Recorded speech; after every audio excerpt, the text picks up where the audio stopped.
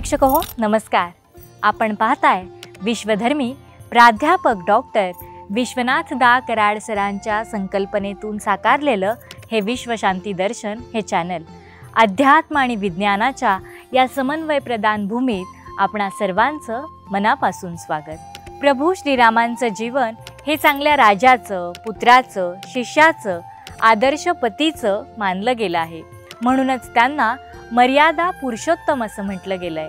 अशीच थोर महत्ता असणाऱ्या मर्यादा पुरुषोत्तम प्रभू श्रीरामांवरची ही आजची कविता पाहूयात ज्योतिताईंकडून। पानातली सळसळ म्हणजे राम, पानातली सळसळ म्हणजे राम, फुलातला सुगंध म्हणजे राम, हृदयातली धडधड म्हणजे राम, मेंदूतलं चिंतन म्हणजे राम, प्रेमाचा पाश म्हणजे राम, कामाचा ध्यास म्हणजे राम, सौंदर्याचं लेणं म्हणजे राम, निसर्गाचं देणं म्हणजे राम, काळ वेळ म्हणजे राम, काळ वेळ म्हणजे राम, उत्पत्ती स्थिती लय म्हणजे राम, आयुष्याचं सार म्हणजे राम, चैतन्याचं प्रतीक म्हणजे राम, देह ठेवतो एखादा तेव्हा तो म्हणतो राम, देह ठेवतो एखादा तेव्हा तो म्हणतो राम, अन आपण म्हणतो त्यात आता उरला नाही राम, उरला नाही राम।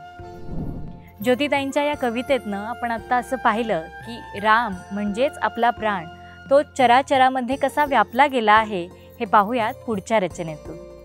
हृदयी आपुल्या स्पंदन रूपी नित्य नांदतो राम, हृदयी आपुल्या स्पंदन रूपी नित्य नांदतो राम, श्वासाश्वासामधून आपुल्या येतो जातो राम, रुधिर रूपानी अणुरेणूतून सतत मुरतो राम, रुधिर रूपानी अणुरेणूतून सतत मुरतो राम, पेशी पेशी मधून आपुल्या अखंड वसतो राम, रंध्रा रंध्रा मधून आपुल्या तूच तूच रे राम, रंध्रा रंध्रा मधून आपुल्या तूच तूच रे राम, गात्रा गात्रा चैतन्याचा स्पर्श तुझा रे राम, नादरूपानी श्रवणामधुनी, नादरूपानी श्रवणामधुनी ऐकू येतसे राम, परिमल होऊन घ्राणामधुनी सुगंध होई राम, स्पर्शामधुनी वात्सल्याचा अनुभव देई राम, जिव्हेतूनही मधाळ वाणी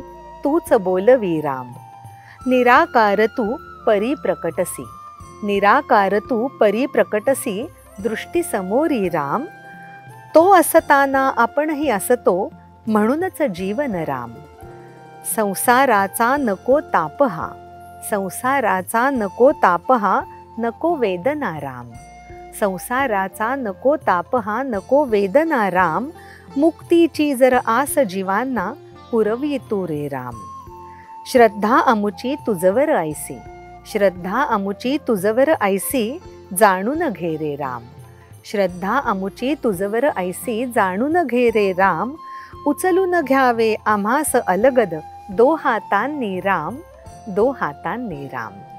हाच परमेश्वर म्हणजेच राम आपल्यासोबत आपल्या आयुष्याच्या शेवटपर्यंत असावा अशी प्रत्येक व्यक्तीची इच्छा असते। सत्य, न्याय, कर्तव्य, प्रेम आणि सहनशीलता हे शिकवणारं हे रामचरित्र आहे।